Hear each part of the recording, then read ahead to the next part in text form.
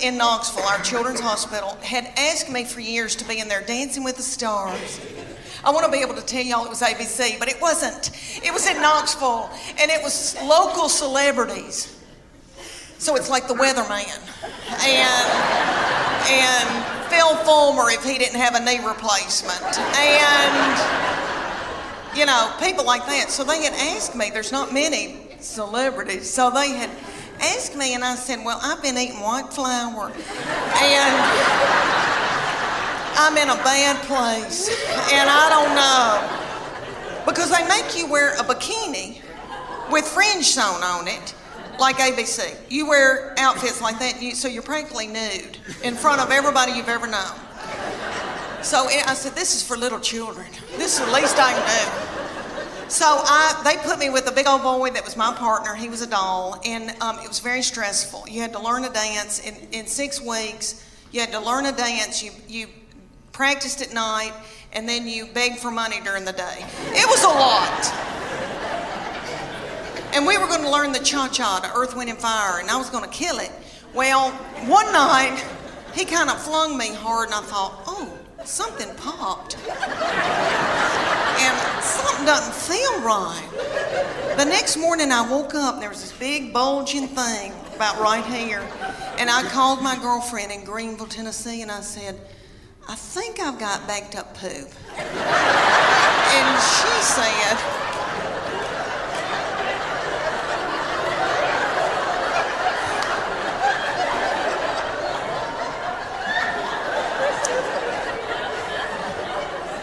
because I have trouble with that. But she said, I don't think poop goes up that far. And so she looked on her iPad on WebMD, and she sent me this picture of this man looked like an alien coming out of him. She said, is that it? And I go, that's it. She goes, you've got a hernia. So I went to my doctor, and they said, we can't push this thing back in. And so the thing was in 5 days with the Children's Hospital, and I didn't want to let them down. And I thought, Lord, what are we going to do? And my girls stepped in and learned a dance in 4 days. Bless their hearts, and they were practically nude. And they had to wear all that too. And I came out in a wheelchair to Proud Mary Keep On Turning. Thank you. And it all turned out good. The girls did that dance. You've seen that video from a long time, from the 60s with Tina Turner, and they were doing that dance. You know, it looked like car wash, something going through. Y'all seen that?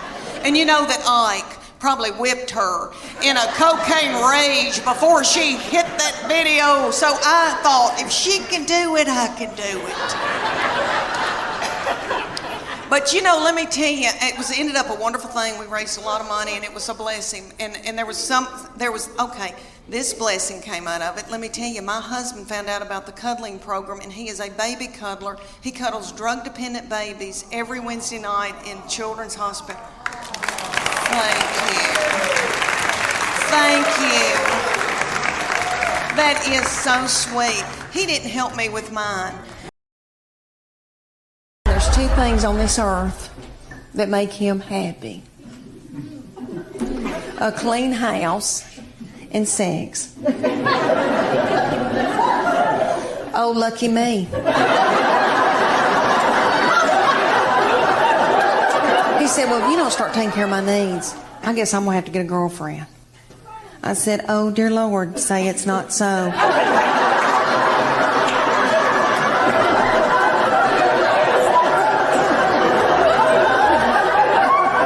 I said, well, make sure that she's stout and that she can mow, because I need some help. I praise God that Weight Watchers doesn't have a limit on how many times you can join. Because I've done Weight Watchers 9 times. And I've lost 7 pounds in all.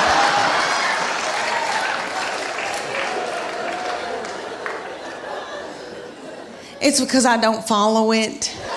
And I know it works. I really do. I know it works, but I go more for the comedy at the meetings.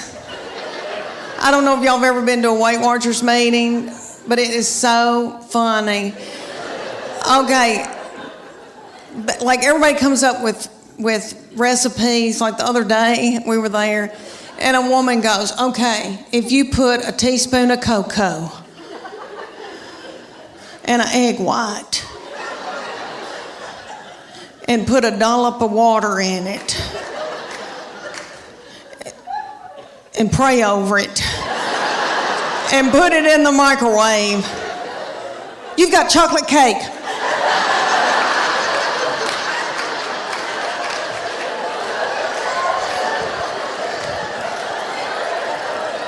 And we've all got our iPhone out and trying to film her. And then somebody will get up and they'll go, oh my gosh, y'all, there's fat-free chocolate mint ice cream, but you can only find it at the Harriman Walmart. And people start throwing chairs and like running in a panic. This is what I figured out about myself. Okay, I eat, and I think it's because I'm from sweet country farming people. We value our children and what we've grown to eat and what we've killed. So my people use food for everything. If you're happy, if you're sad, if whatever. I mean, a celebration, woo, okay. And I know I've done that, and I know that I eat emotionally, but I never wanted to ride around in a minivan on dope or alcohol with little children in the car. I didn't want to drink whiskey, so my kids would get to fighting, and my husband would say something hateful like, "What have you done all day?"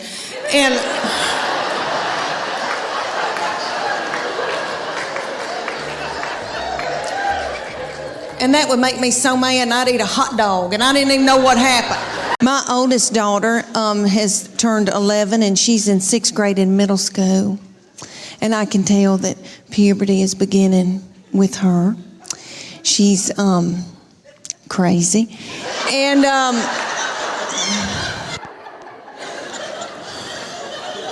she's mean as a snake. And we're scared to death of her, but we just tiptoe around her. She cries a lot, and she doesn't know why, and she tells us, I don't know why I'm crying. And we just try to get through it. But I'm telling you, she can run a household. She's a grown woman. She has been ever since she got here. So I said, you're going to have to come in here, baby. I said, your daddy's going to take care of y'all. I'm going to Nashville for like 3 days. She bust out crying. I said, what's wrong? She said, don't leave us with him. He doesn't know where the food is.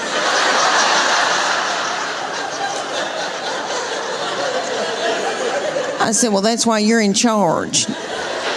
And she is. God love her.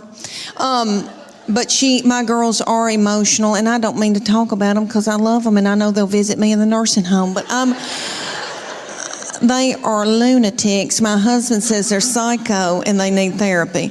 And I'll give you all an example. I can be in the pickup line at school, and this has happened when they were in 1st grade, and it happens every day when I pick them up at school now. I'm sitting in the pickup line, and I can see them come out, and they are in a good mood.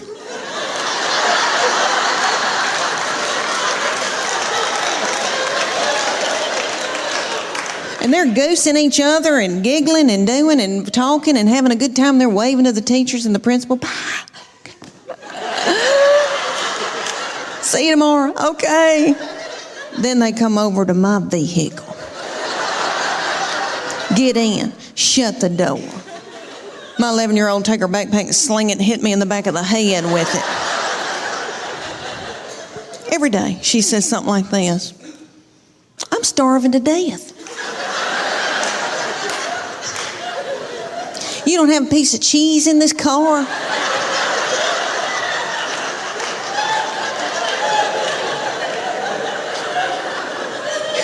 Your driving's making me car sick. I hate her. Why'd you have her?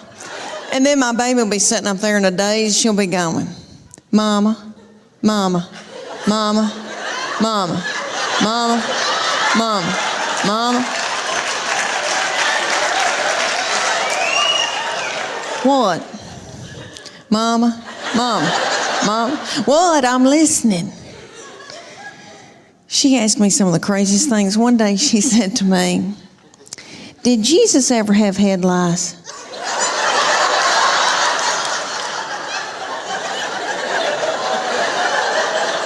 How do you answer something like that?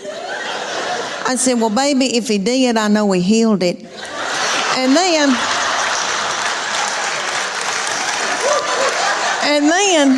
my girls would be whipping each other in the back seat and telling each other how bad they hate each other and they wished each other were dead. And then my sweet boy will come out. He'll get in and he'll say, you know, they're building a new Home Depot up on 281. Okay, y'all. My middle one that lives here in Chattanooga has always had a lot of suitors coming around and wanting to date her. And she had this one, and he was I wouldn't say an Eddie Haskell, but he was a schmoozer. Like he knew he was a player. Okay? Their daddy's not a player. Okay, my husband, he doesn't chat. Like he vacuumed out my car when he was dating me, and he bought my cigarettes, so that's how we started. But anyway,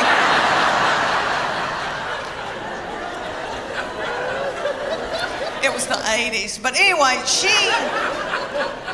the young people call it playa, you know, some fast-talking boy. She had this fast-talking boy coming around, and he would say to me things like, Miss Morgan, you look beautiful today. And I was like,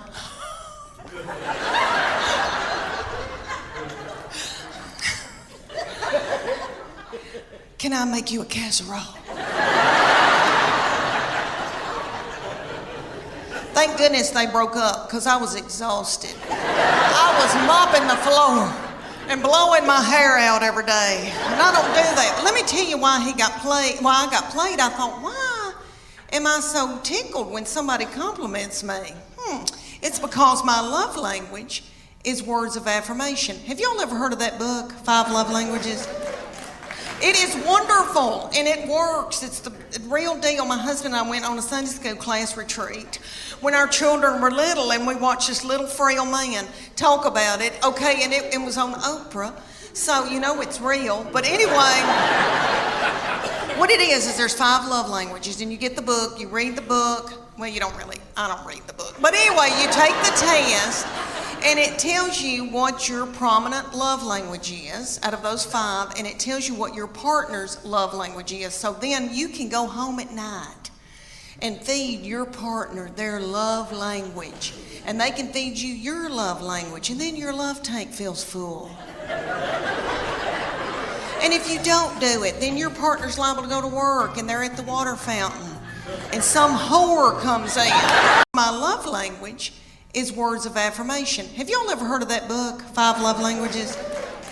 It is wonderful, and it works. It's the real deal. My husband and I went on a Sunday school class retreat when our children were little, and we watched this little frail man talk about it. Okay, and it was on Oprah, so you know it's real. But anyway, what it is there's 5 love languages, and you get the book, you read the book. Well, I don't read the book. But anyway, you take the test, and it tells you what your prominent love language is out of those 5, and it tells you what your partner's love language is. So then you can go home at night and feed your partner their love language, and they can feed you your love language, and then your love tank feels full. And if you don't do it, then your partner's liable to go to work, and they're at the water fountain, and some whore comes in.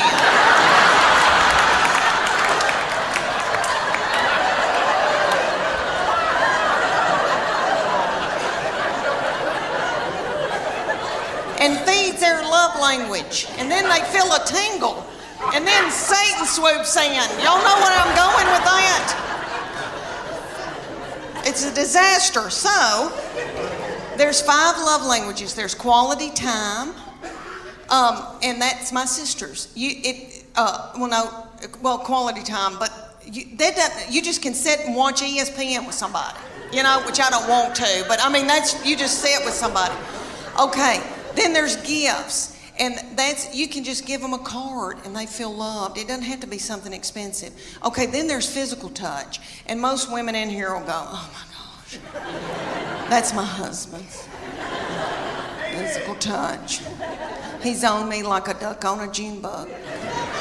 But it's not that kind of nasty. I'm talking about, like there's people that just want to hug you and kiss you and squeeze you and they got to hold your hand. That's the physical touch they're talking about.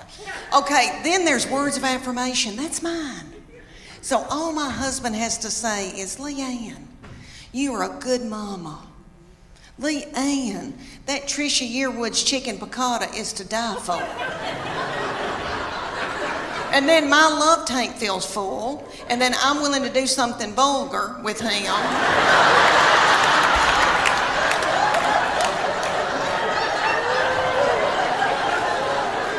And then he gives me money to get my hair highlighted. So you see how it all works out.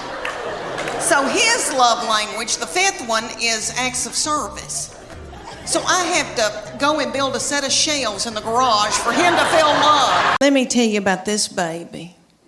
We are becoming the best of friends, really, because she's now 21 years old, and she has always been a beauty and so smart and fun and hateful. Okay, so now she not to other people. She holds it in when she's in public so that she can come home and let it out on me. And that's okay, I'm her safe person.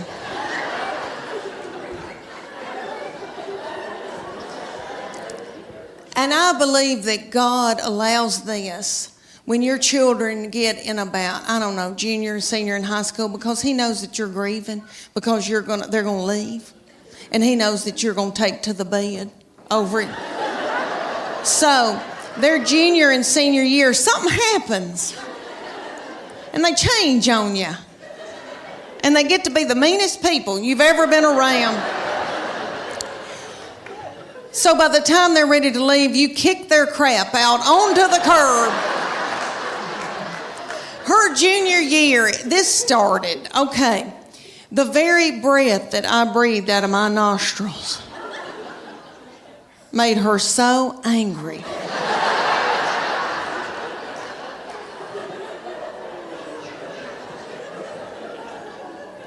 We were not allowed to eat cereal in our own home.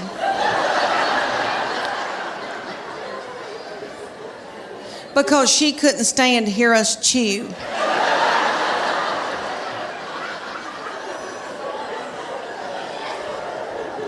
And I don't mean to talk about her because she had a lot on her.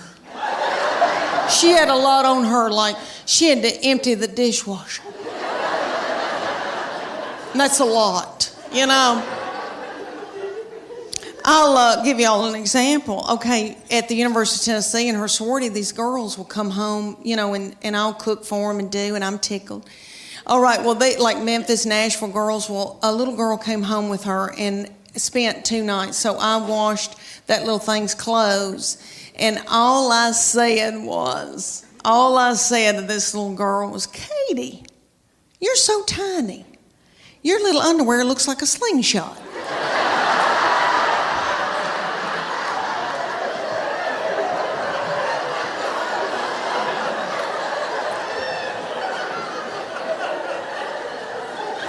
That little girl thought it was funny, and my baby went.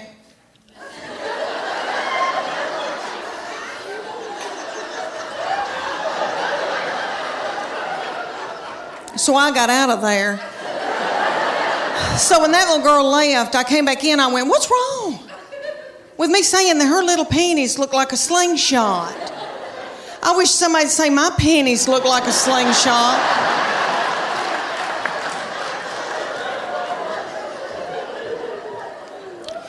My panties looked like... Have y'all ever seen Mel Gibson in Braveheart? You know when they pull that big ball out and that thing looks like it's a catapult. They pull that big ball, fling it and kill a bunch of children with it. That's what my panties look like. Do y'all know who owns Victoria's Secret? I used to buy my panties at Victoria's Secret, but they started cutting me in two. All right. Do y'all know seriously, do y'all know who owns it? Satan. Okay, so I'll never forget the day that I found out about her, and I feel terrible about it now. But I was overwhelmed. I knew something wasn't right. I didn't feel good. I thought, oh my gosh, surely I'm not pregnant this quick, this soon. And you know when you got to know something, you got to know it right then. I had to know right then. I grabbed up my 2 babies and diaper bag and all that stuff you take with you everywhere you go, and I went to the Walmart in the foothills of the Appalachian Mountains. And I bought an EPT pregnancy test, and I took it in the stall at Walmart. And I tinkled on it. And my 3-year-old boy looked at me, he said, "What, is it positive?"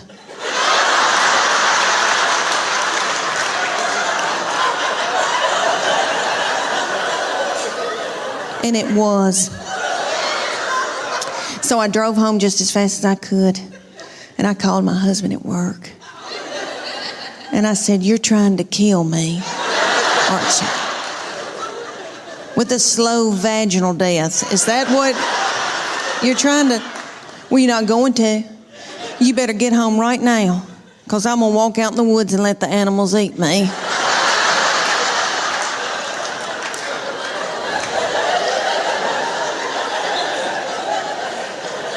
But let me explain to y'all why I was so torn up. I had a 13-month-old baby girl in diapers and a 3-year-old little boy in Superman panties with doo-doo balls falling out.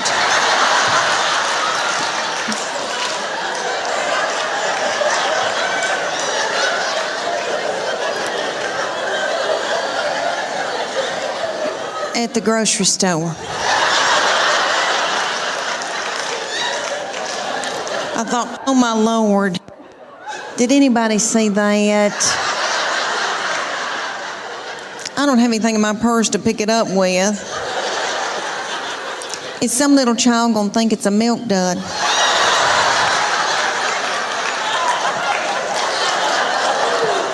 Let's just keep on moving, everybody. Just keep on moving.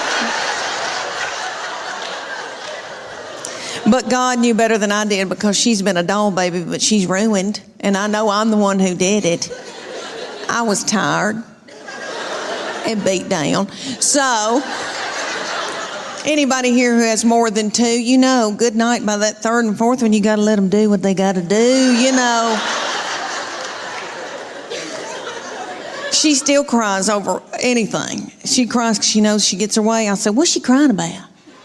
"She wants your toy." "Well, just give it to her."